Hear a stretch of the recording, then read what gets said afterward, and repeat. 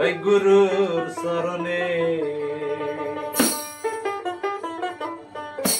ওই আমার পুত্র ওই আমার যারা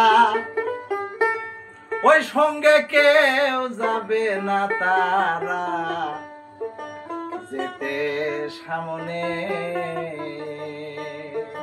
আমি নিজের কণ্ঠে গান গাই, সবাই লাইক শেয়ার কমেন্ট করবেন।